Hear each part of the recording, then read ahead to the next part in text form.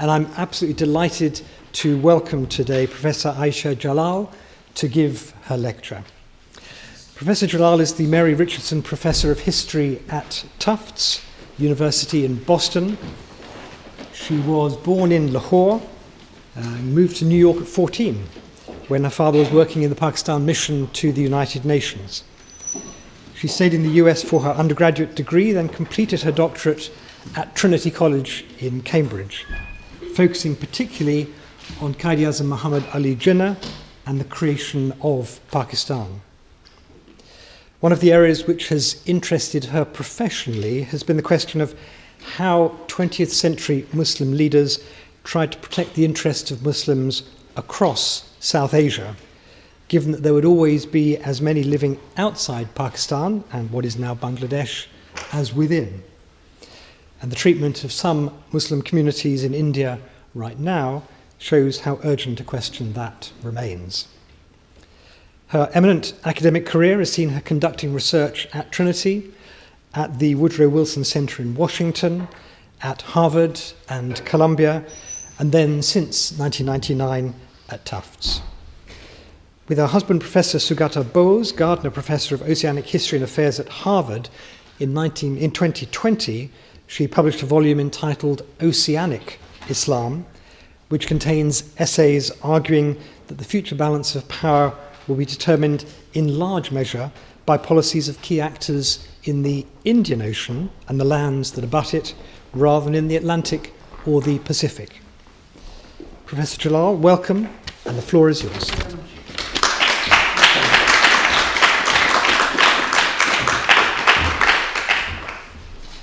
Thank you very much, Lord Hitchens. It's a real pleasure to give the Sarfraz Lecture, and I'm grateful to Wolfson College for inviting me, and to all of you for being here. When the poet-philosopher Muhammad Iqbal passed away in Lahore on April 21st, 1938, it was unclear how his compatriots would respond to his clarion call to use their critical faculties to recreate their broken world anew. The poetic visionary had thrown down the gauntlet for unceasing creative action, likening the human being to a royal falcon, whose purpose is to soar in the skies, not get entangled with the humdrum of ordinary life, defined by the linearity of serial time or mechanical time. On the eve of a much sought-after political freedom, were the people of India capable of doing what was being asked of them by a visionary who in a reflective moment wrote that while nations are born in the hearts of poets, they prosper and die in the hands of politicians. In a searing comment on January 1st, 1935, Iqbal defined azadi, freedom, as respect for humankind. He critiqued the false universalizing claims of Western powers who use their power to exploit, colonize, and divide people, and justified expansion into foreign lands by claiming civilizational superiority in science and reason. Under the guise of democracy, nationalism, communism, fascism, human beings were being degraded in ways for which he could find no parallel in the darkest pages of history. What Iqbal most resented was the imposition of Western cultural norms on the conquered, stripping them of their own rich ethical, religious, social, and literary traditions.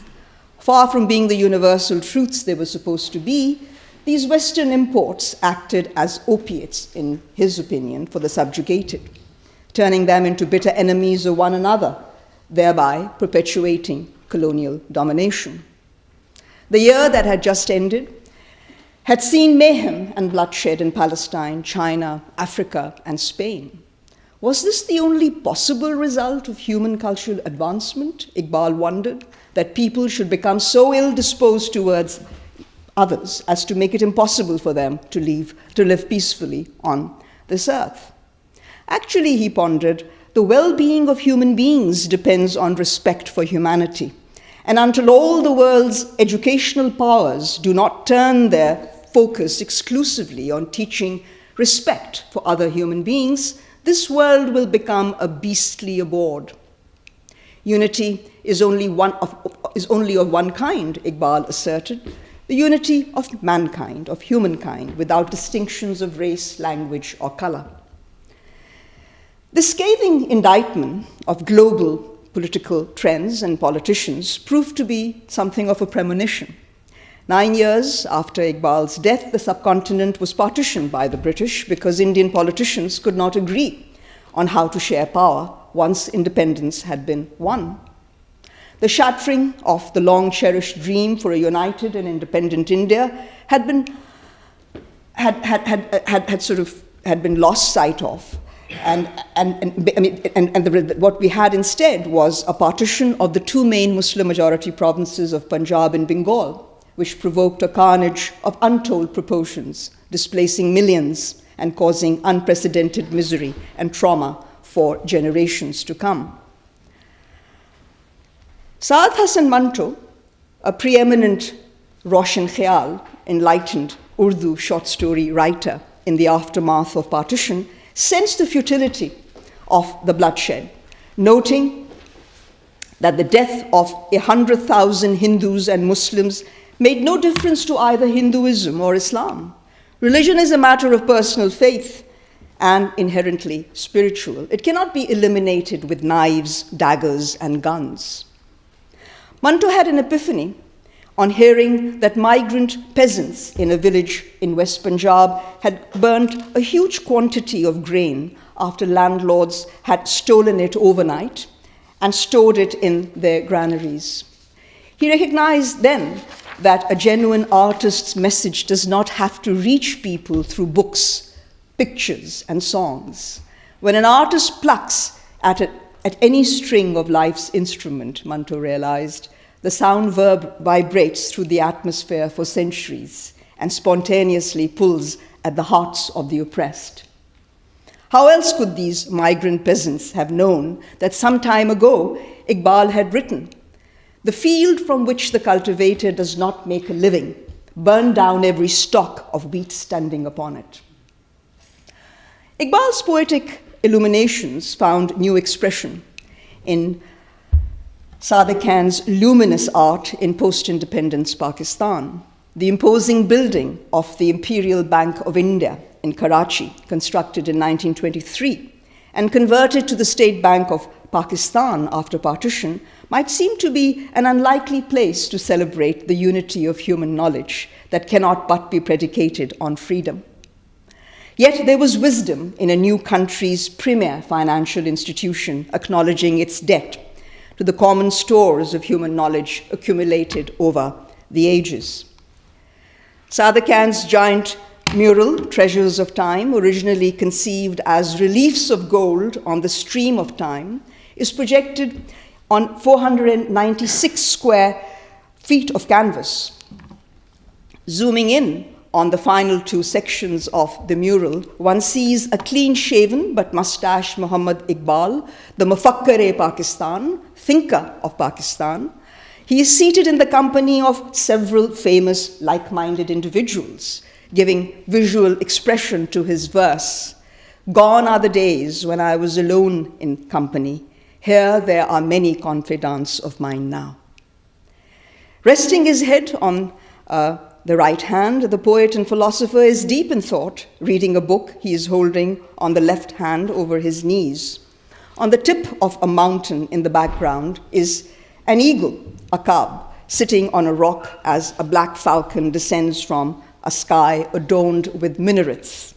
Standing behind Iqbal on the right is the poet Rabindranath Tagore, with his easily recognizable broad forehead and flowing white beard. Sitting on a low seat in front of the Bengali polymath is the matchless Persian and Urdu poet Asadullah Khan Ghalib in Mughal attire, composing poetry on a white sheet of paper in the light of a candle in a holder that is resting on a table with a curled smoking pipe on his left. Standing on Iqbal's left is the profile of a gray-haired Albert Einstein, wearing a slight smile and holding a pipe in his right hand. In the German physicist's left hand is a clock that has stars instead of numerals, with distorted hour and minute hands, gesturing at his theory of relativity and Iqbal's critique of the conventional conception of time. The stars and crescent moon allude to nighttime, while the cityscape and the bomb symbolizes the human devastation wreaked by science and international politics in Hiroshima and Nagasaki. Altogether, The Treasures of Time depicts 45 famous artists, astronomers, mathematicians, philosophers, physicians, poets, scientists, and writers, all of them male. The failure of any woman to qualify for inclusion in a celebration of human intellectual development is unsettling. But it is more aptly a comment on dominant attitudes the world over at the time, to say nothing of the society in which the mural was painted, rather than indicative of the artist's conceptual limitations. The malaise gripping the fabled Muslim homeland, created in 1947 during the first quarter of the 21st century, exemplifies the predicament faced by the Muslim world as a whole. Its roots can be traced to the failed statist experiments with modernist Islam as early as the 50s and 60s, followed by an artificial blending of Islamic principles with populist socialism in the 1970s. The efforts of General Muhammad Ayub Khan's military regime to assert its dominance over the entire gamut of Islam, including social legislation in the domain of the family, as well as educational reforms and state encroachments on places of religious worship, embittered the ulama of both the traditional and new Islamic varieties. The final 2 decades of the 20th century signaled the beginning of a steady dismantling of public space available for critical and independent thought, even while marking the return of democracy in parts of the world. State policies seeking to maintain some semblance of balance between the interests of capital and labor through social equity and justice-enhancing measures receded before the tide of market-driven catchphrases. The neoliberal economic turn was accompanied by exclusionary identitarian politics and right-wing populism, interspersed with varying degrees of authoritarianism. These ideological trends coincided with the end of the Cold War for Europe and North America, though not necessarily for countries of the global south, most notably Pakistan. With the Iranian Revolution and the Soviet invasion of Afghanistan providing the immediate backdrop to a worldwide neoliberal turn, military-ruled Pakistan experienced a heady era of state-led Islamization that contributed to an exponential increase in immoderation and extremism in pursuit of strategic goals in the regional neighborhood, with ruinous consequences for society and economy.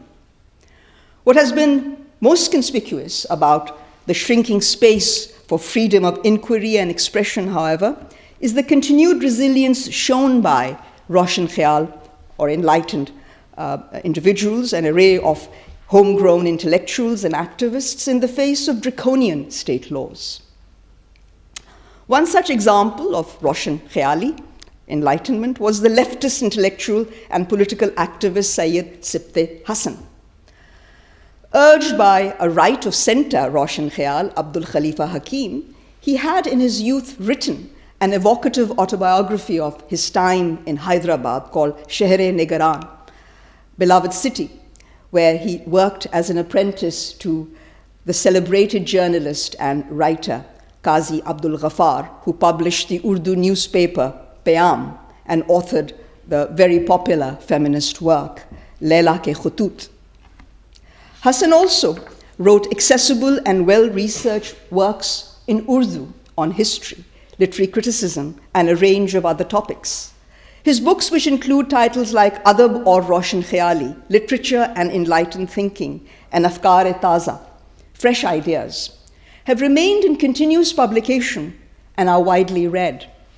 Hassan's emphasis on the principles of self-determination and federalism in the creation of the Muslim homeland and called for promoting regional languages, despite being an Urdu speaker, earned him a loyal following in all the Pakistani provinces.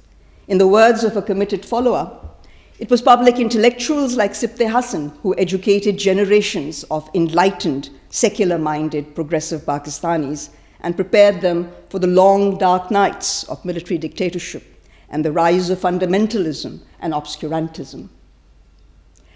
Variously described as an organic intellectual and Pakistan's Gramsci, Hassan's most remarkable quality was the ability to communicate his thoughts simply to a mainly Urdu speaking and readership. He wrote one book in English at the height of Ziaul Haq's intellectually stifling rule called The Battle of Ideas in Pakistan, which was published posthumously. Some of his most significant ideas first found expression in the Urdu collection of essays Naveed-e-Fikr, Glad Tidings of Thought, on the historical development of concepts like theocracy, secularism, and an Islamic state. Do not see who it is, but what is being said was the maxim of our enlightened ulama, he wrote in the introduction. Unlike post-colonial ulama, for whom everything originating in the West was anathema, regardless of its merits, their own illustrious predecessors had readily embraced whatever seemed true as the lost asset of the believers, and rejected what seemed untrue with the help of substantive arguments. Unfortunately, such open-mindedness gave way to emotionalism, narrow-mindedness, and intolerance, which had taken such a hold over the mind that fresh thinking had become impossible. An essay entitled Islamic State begins with a telling quotation from the Nobel laureate, in fact, the only Nobel laureate that Pakistan has to boast about, and that's the physicist Abdus Salam. In his presidential address at the 13th All-Pakistan Science Conference in Dhaka on January 11th, 1961, Salam recalled the interminable debates on the ideology of Pakistan in the initial years after independence. Amazingly enough, nowhere in these debates was there any talk of making the elimination of poverty and ignorance a part of the country's ideology.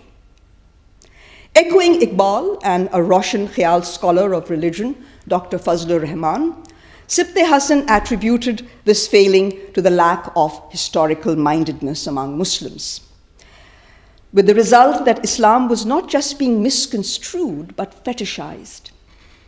The early ulama of Islam had shown the way by emphasizing the historical context in which Quranic verses were revealed. In his Reconstruction lectures, Iqbal too stressed historical change and evolution, arguing that the universe, according to the Quran, was a progressively evolving reality rather than a completed project.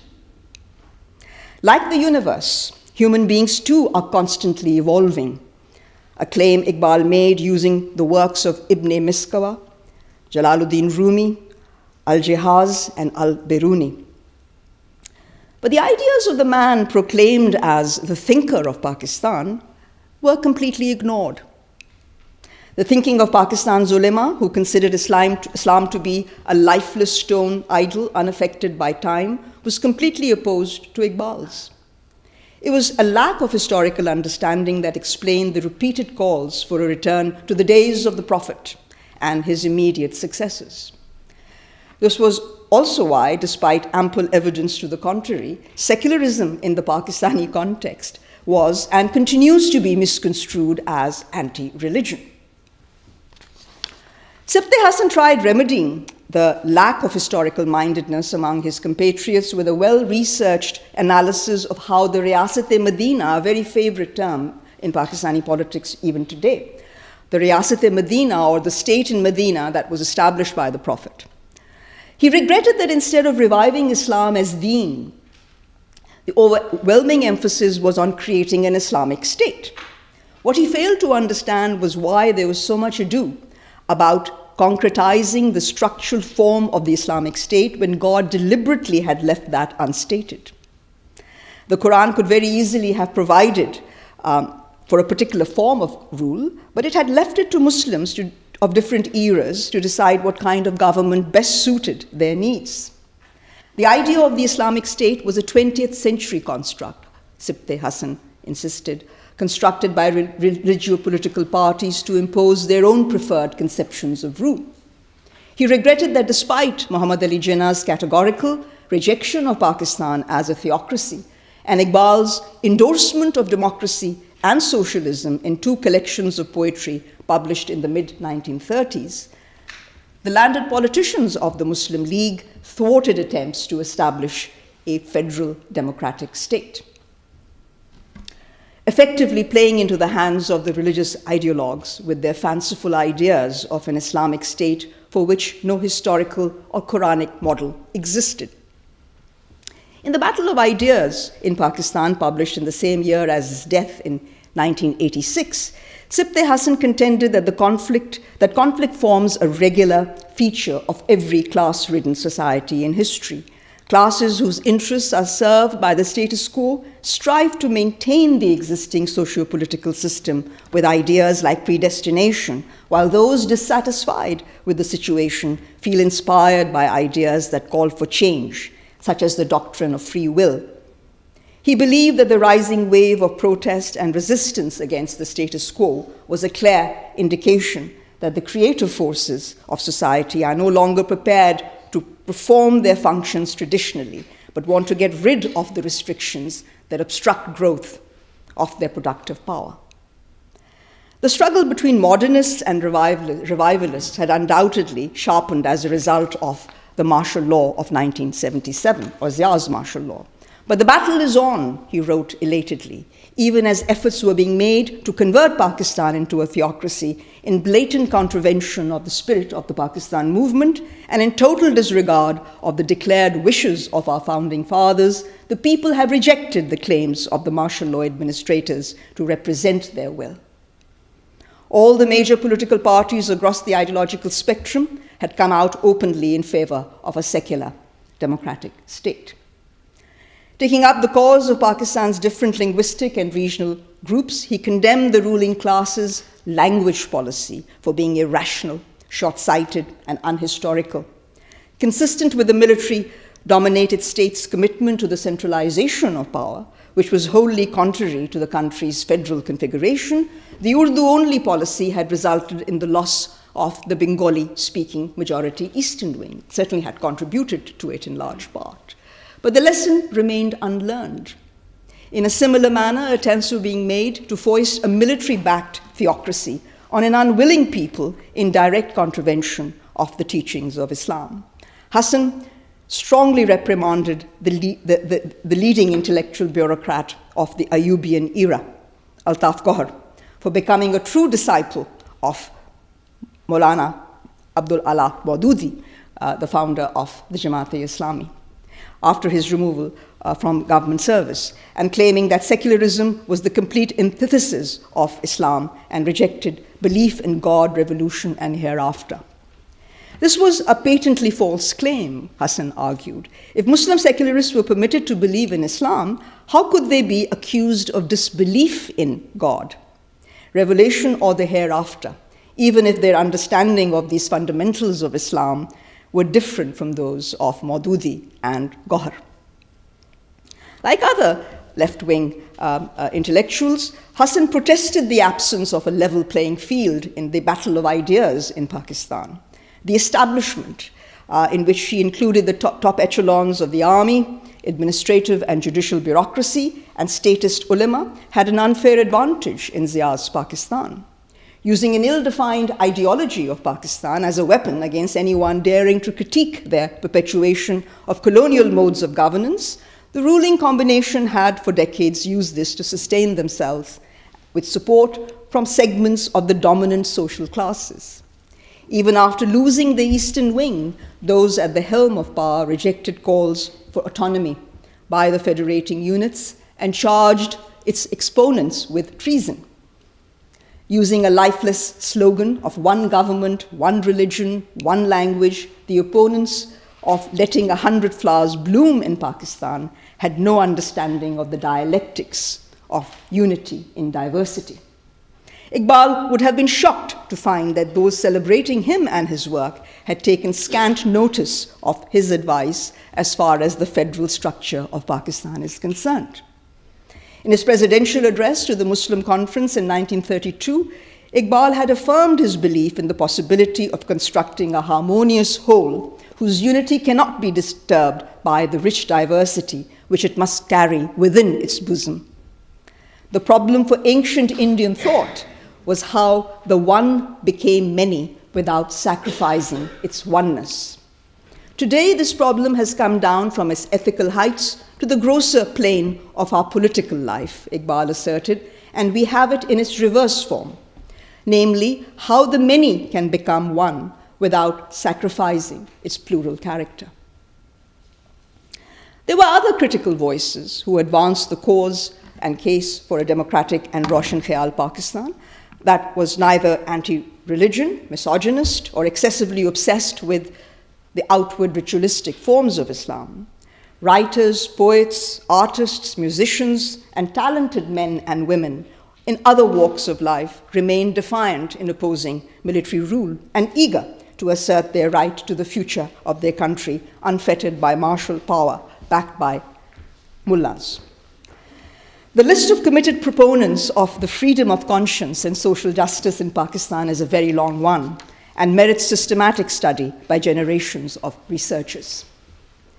Among those who cannot be ignored is the inimitable Habib Jalal, the progressive poet and political activist who sang his revolutionary verses at huge gatherings of people to thunderous applause. The acclaimed Awami Shair, people's poet, railed against state authoritarianism and glaring inequalities with biting sarcasm in Urdu verses that have become idiomatic of democratic discourse in Pakistan. Jalab's poetry is a record of the resistance of the downtrodden against state oppression under both military and civilian governments. "I don't accept these constitutional rights, these mornings without light," he shouted in his famous poem, Dastur, rejecting Ayub Khan's 1962 constitution. Despite being jailed repeatedly by successive governments, he caustically warned rulers who had either usurped or squandered the people's mandate against behaving like embodiments of absolute power, an attribute reserved for God alone, the God syndrome, if you like. When General Yahya Khan took over from Ayub, Jalab composed a verse reminding him that his predecessor also thought of himself as God. By the time it was Ziaul Haq's turn to seize state power and hang an elected prime minister, Jalab had become a household name, feared by the rich and powerful and loved by the poor and vulnerable. Demonstrating his grasp of Pakistan's turbulent history, he bemoaned, "We inherited this sorrow from the past. How can I write that this sorrow is new?" In a play on Ziaul Haq's first name, Zia, which means light, Jalab pronounced his inability to call the darkness of the general's brute oppression light. This was like mistaking the hot desert wind for a gentle morning breeze. No, he could not write that a human being is God. Coming from a humble background, he made common cause with the working poor, bereft of basic amenities, and forced to labor in the service of those inhabiting posh bungalows in exclusive urban neighborhoods. Unlike so many of his counterparts among the ashraf or the respectable classes, Jalab openly championed gender equity, taking to the streets, as you can see here, in support of women protesting Ziaul Haq's misogynist laws in the guise of Islamization. In a poem entitled Orath, Woman, that he read at a rally, at this particular rally, against the dictator's unjust laws in Lahore in February 1983, he bemoaned women's oppression through the ages and called for corrective revolutionary action. Hope needs nourishment, and that requires both thought and action.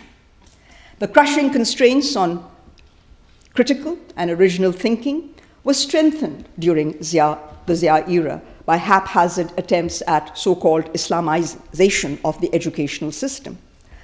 Pakistani ideology, or Pakistan ideology, replaced the teaching of history as an academic discipline, wreaking greater damage to an already ill-informed historical mindedness whose absence Dr. Fazlur Rahman had lamented. But it was the precipitous decline in the quality of education imparted at government-run schools attended by most of the country's children that has virtually extinguished the lamp of learning in the Muslim homeland. If, despite severe restrictions, the literati did not fail to leave an imprint on the intellectual wasteland of military-dominated Pakistan, human rights activists had a better chance of making an impact, considering the low benchmark from which they had to start. There is a very long list of dedicated warriors for freedom in Pakistan.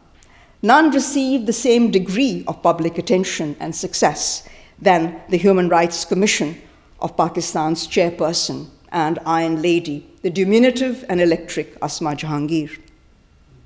Blunt in her approach to issues, Asma Jahangir reserved her fiercest rebukes for Pakistani generals, whom she sharply criticized on many occasions, but especially on a live television show that was released within weeks of the American operation against Osama bin Laden in Abbottabad in May 2011.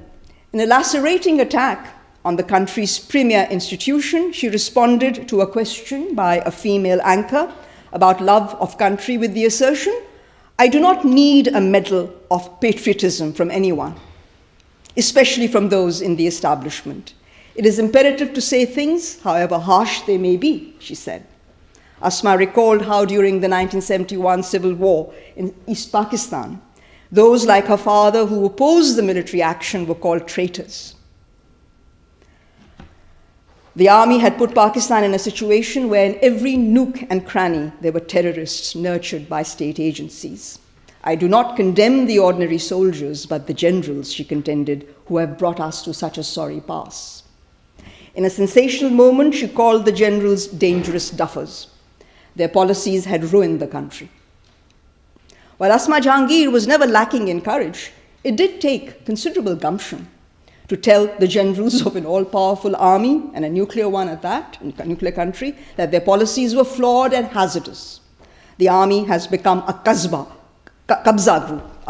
group, an illegal land mafia, she contended, and turned us into slaves, Asma declared. Such a rare outburst was widely watched and commented upon on social media for over a decade, until the YouTube account with which it was associated was inexplicably terminated.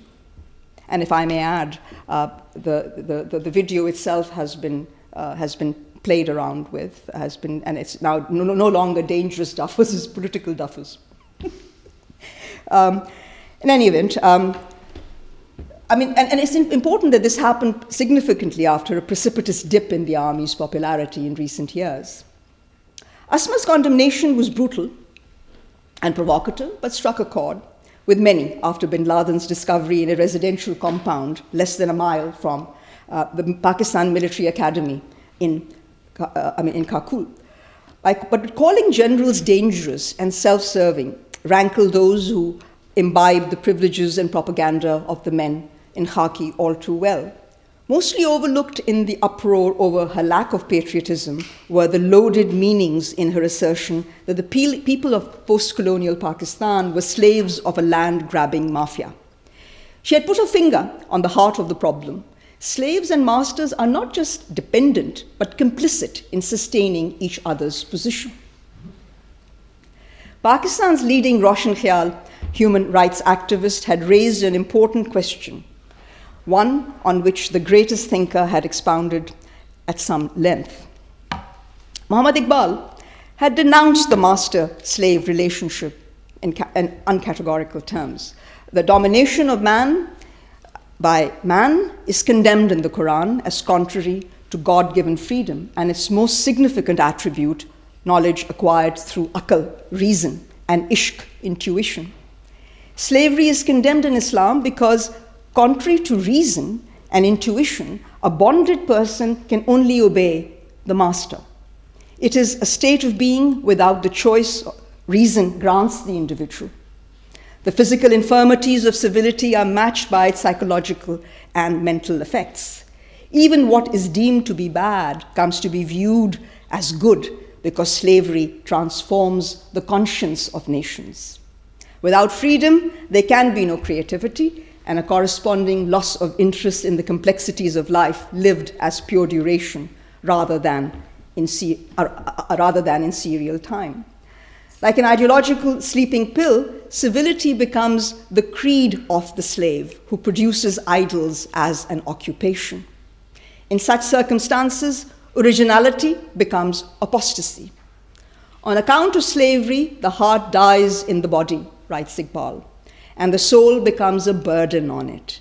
The assembly of the community disintegrates into scattered atoms, and everyone is at loggerheads with everyone else. Like a stagnant pool, a subjugated society lacks life force and self-destructs. The poet had envisaged a country where Muslims could shed their slavishness and embrace a sense of collective selfhood to live a harmonious life in conformity with Islam. Iqbal had not anticipated the prospect of subjugation, mental and physical, by a homegrown army, which after shedding most of its external colonial trappings has Islamized its self-image to retain legitimacy in the eyes of an expanding and increasingly polarized population. Expunging creative thinking from the national school curriculum was one way of ensuring the slaves' acquiescence. Mobilizing the subjugated for their own subjugation is a well-tried method of colonial rulers. Citizens will have to decide whether slavery is preferable to freedom, with responsibility to craft their own present and future. Iqbal provided an answer in the poem Psychological Slavery. Poets are born, mullahs and rulers too. A nation's time in slavery is not uneventful, but the purpose of these men of God is singular. Though each one is unique in ideas he expounds, better to teach lions to run like gazelles, so that the story of the lion's courage is forgotten. Slaves are made to accept their subjugation, while the masters are busy pondering over matters. Are the self-proclaimed heirs prepared to follow the lead of their poetic visionary, or do they prefer to remain slinked into slavery, denying themselves the nur ala nur, light upon light, that is the essence of the religion they so proudly and loudly profess? Such a question is easier raised than conclusively answered. Extended periods of overt and covert authoritarianism, coupled with an orchestrated discourse on the state's commitment to Islamic principles of egalitarianism, have lulled most Pakistanis into complacency, while those who dared resisting oppression and injustice have been browbeaten into submission and marginalized. Jalal gave expression to this frustration eloquently in a poem addressed to Iqbal. When people rise to awaken your poor, all the city's rich rush to the police station. They say their wealth is granted to them by God. Hackneyed excuses, same old stories. O poet of the East, these liars, these reprobates, they drink the blood of laborers morning and night. The age-old tussle between human free will and predeterminism that has plagued Muslim thought and practice over the centuries continues to seriously dampen both individual and collective initiative in a military authoritarian state like Pakistan. Faith in predetermination is fertile soil for the kind of slavish mentality Iqbal so emphatically decried.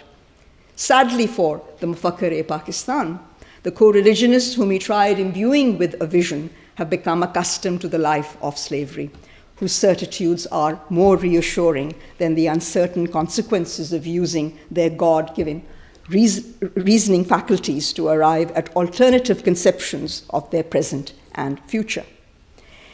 In a poem entitled August 14th, to commemorate the country's independence from colonial servitude, Jalal provided a plausible answer to the apparent paradox of the perpetuation of slavery, in the era of freedom. When were our chains broken? When did our fate change? We dreamt of a national homeland, not a prison. Still enchained is this land of pure. Dust has fallen on our freedoms. Ascendant is the star of plunderers. There is no protector of the frail-bodied.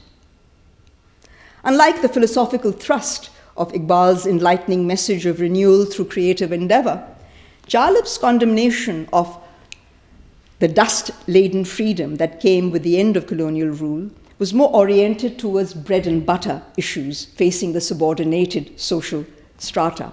The light in Iqbal needs to be rescued, and urgently, from appropriation by officialdom in conjunction with right-wing elements who have restricted his message to an abstract glorification of Islam minus the emphasis on inner struggle for self-realization and collective well-being. Jalab's poetry, by contrast, has remained a red rag for the state, earning him extended spells in jail, but a permanent place in the hearts and minds of the toiling millions on both sides of the historic divide of 1947. The difference between the two poets and their divergent receptions and interpretations underline the myriad ways in which enlightened thinking helps keep alive faith in the power of Nur ala Nur, light upon light, even in the darkest of times. Generations of roshan khayal thinkers have left a legacy of 1,000 candles to light up the night. Inspired by Iqbal's vision of the East, Sadequain painted a mural on the ceiling of the Lahore Museum in my hometown. In August 1973, he started painting this mural, foregrounding Iqbal's verse, "Sitaron se aage jahan aur bhi hain, abhi ishq ke imtahan aur bhi hain." There are yet other worlds beyond the stars. There are yet other tests of love to come. Evoking Iqbal's concept of the perfect man, Sadequain's mural is a dazzling spectacle of what humankind must do to come to grips with the universe. Ever playful and witty, Sadequain wrote a dedication for the mural in the form of a Punjabi quatrain that is difficult for the naked eye to detect. Celebrating the tools of laborers, the pen of the poet, and the sword of the warrior, he ends by secretly dedicating the mural to every sallow-complexioned damsel of Lahore. The mural is signed and dated August 3rd, 1973, which is when he started work on it, completing it in December. 2/3 of the way from the beginning of the mural, it begins here, of the mural, Sadequain inscribed a line from Iqbal's verse, "There are yet other worlds beyond the stars," to emphasize the unlimited possibilities of an expanding universe. In a reference to Iqbal's conception of time without its philosophical complexities and abstractions, Sadequain painted a clock with Urdu numerals moving in a counterclockwise direction to reflect the right and left movement of the Arabic and Persian scripts, and also to represent the concept of zaman wa makan, time and space, together in one place. There are other objects like an hourglass, reflecting the constantly changing nature of time. With Iqbalian triumphalism, Sadequain imagined the consequence of human efforts to understand the cosmos to be successful but also ongoing. The narrative of the mural ends with several giant hands, symbolic of hard labor, rising out of the well of the unknown, catching flying balls like cricket players, to use Sadequain's own words. On closer look, the balls are globes with maps of continents that giant human hands are about to catch. In the middle of this section of the mural, 2 hands are shown holding 2 prominent tools shaped in the letters Aleph with the diacritical and Jim, making for the word Aaj, today. In the backdrop is a red earth and a very large sun decorated with Arabic alphabets like Jim, Dal, Re, Sin that are emitting the light of knowledge. The consecration of both labor and knowledge echoes Iqbal's message, exhorting human beings to strive and become part of the process of divine creation. In Pakistan, India, Elsewhere in the subcontinent, and indeed across the globe today, we are living in very dark times. It is in that context that I wanted to evoke for you the resilience of the quest for the light of knowledge the colossal human tragedy of 1947 was never fully able to extinguish. Thank you.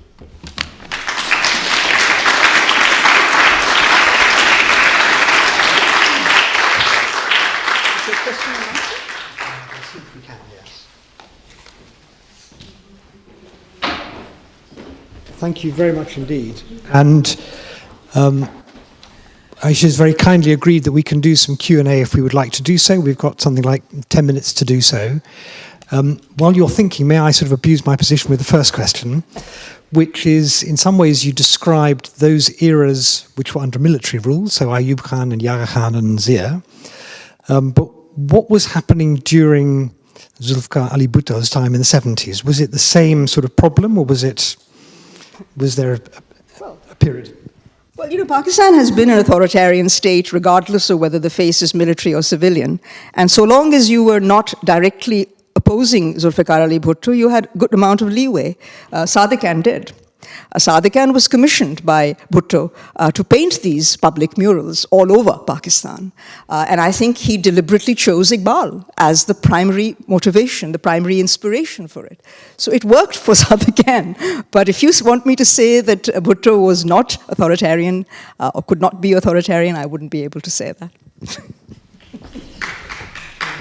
So I'm going to hand this microphone out, just because there are people listening and who'll be recorded. So, thank you. Thank you so much for this talk. My question is brief. You mentioned the state of public schooling system in Pakistan right now. I was just wondering what your thoughts are about the state of universities in Pakistan and the universities in Pakistan and public critical thinking there, because we see, as someone who recently graduated from a university in Pakistan and came here, I have found that universities are either completely under military control and then critical thinking is completely submerged, or under the shadow of military thought. And it does not help that student unions are also banned, so the engagement with the political milieu is also very limited. And this space is shrinking very rapidly as we move further. So I was just thinking, how do you see this space, and do you have any hope of change in this arena as well? You know, my only hope, if I may say so, is with the people of Pakistan, and it's with the youth of Pakistan, for whom I've written this book, to remind them that there has always been, despite all the authoritarianism, all the efforts to curb space, there have always been people who are at it, and they still are at it today, who are trying to create space to allow some kind of a critical discourse. It's very difficult. I think that Pakistan has regressed in this matter even more after Zia than during Zia. But Zia started the process. And so I keep reminding people who ask me to speak on Jinnah's Pakistan that this is not Jinnah's Pakistan, it's Zia's Pakistan. So I agree with you, but we must not lose heart. The battle continues, because following Iqbal, nothing remains the same. It's an ongoing battle. You strive to change. Other questions from people?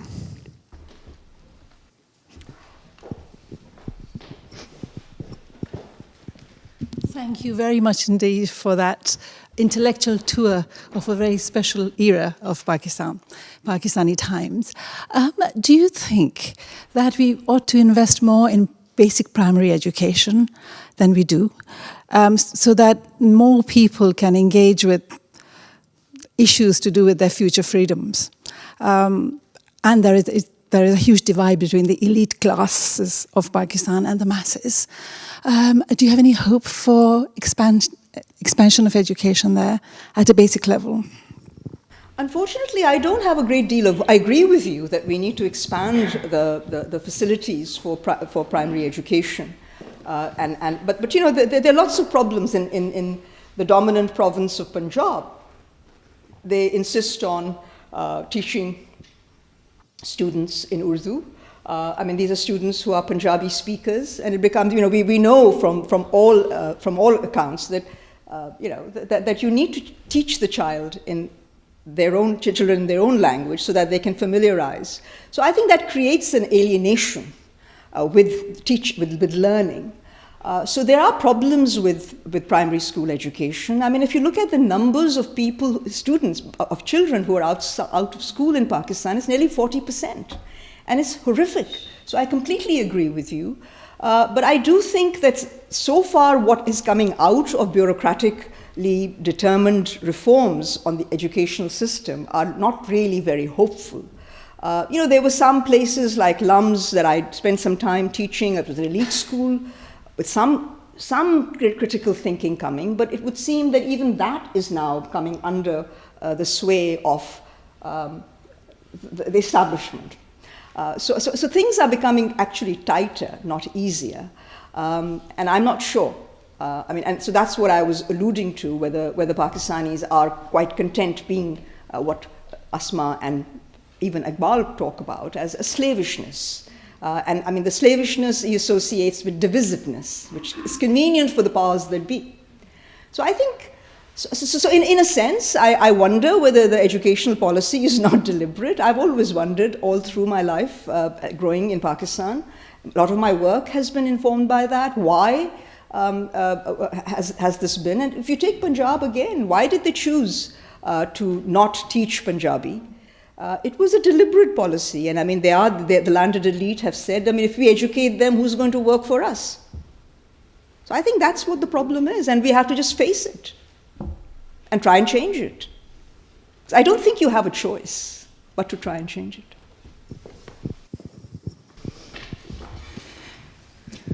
Thank you, Professor. Just one question: to what extent has the objectives resolution affected critical thinking and continues to affect it today?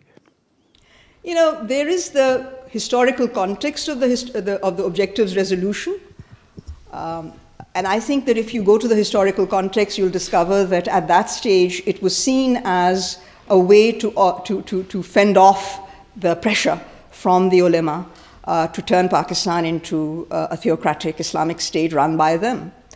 So in that context, the objectives resolution, and certainly if you read Liaquat Ali's presentation of the resolution, he makes it very clear that he sees this as a progressive movement.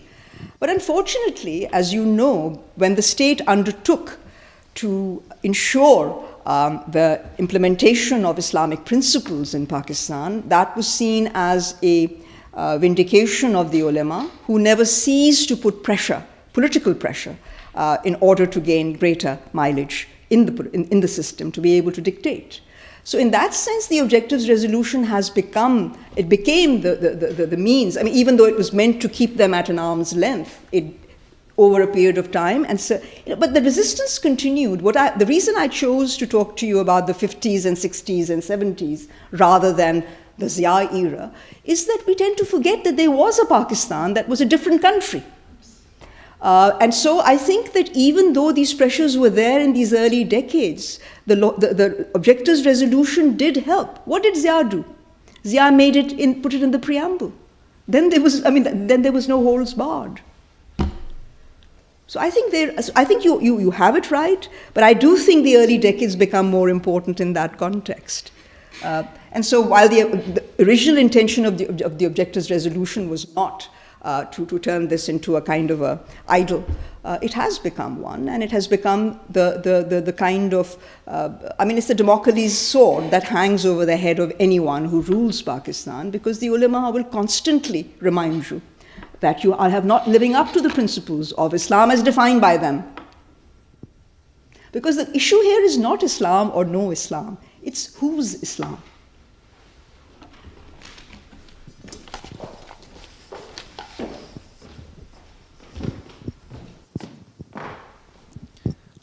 Thank you, Professor, for your talk.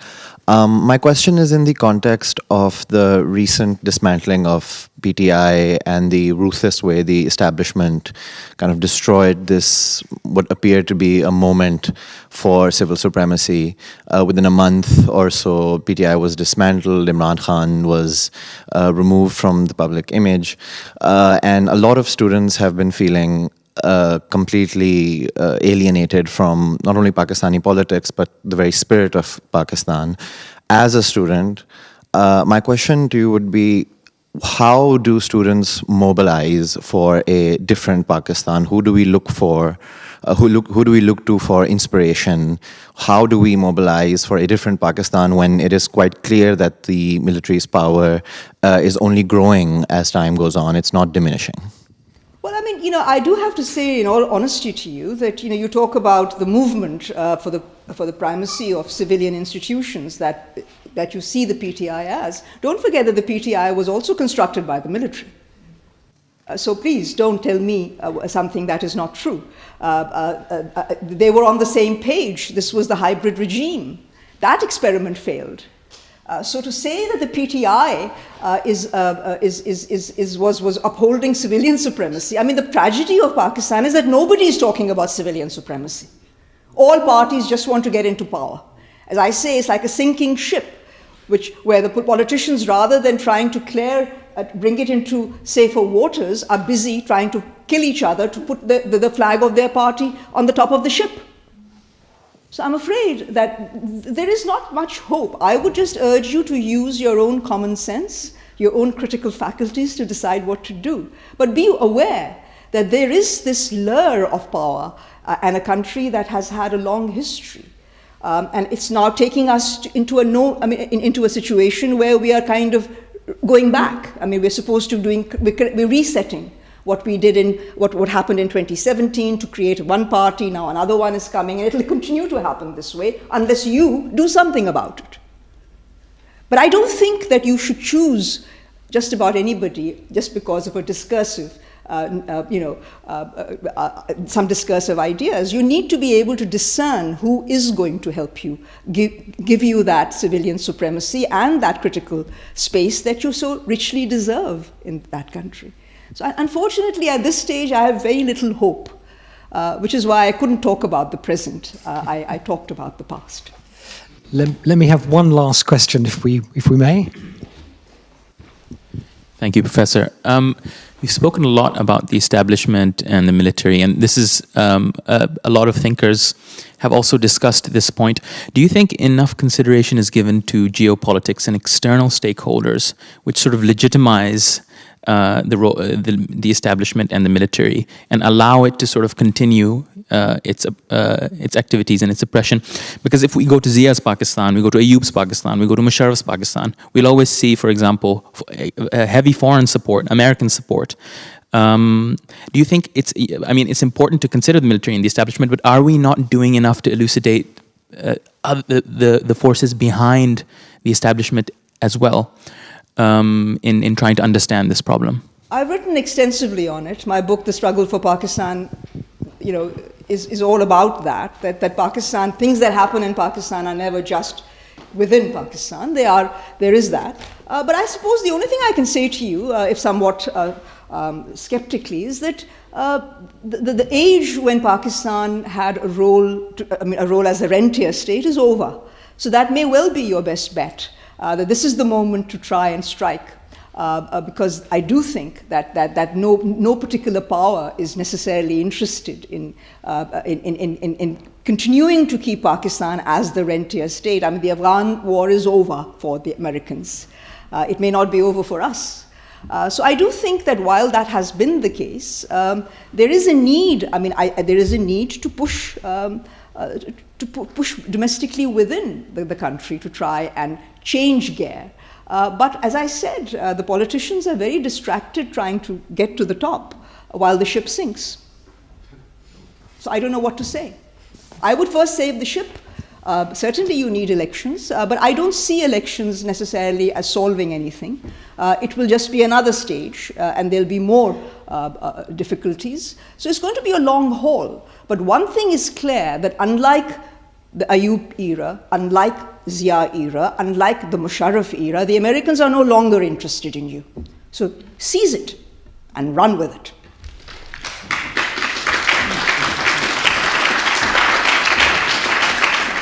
So let me just say my warm thanks to Professor Jalal for a wonderful, stimulating presentation.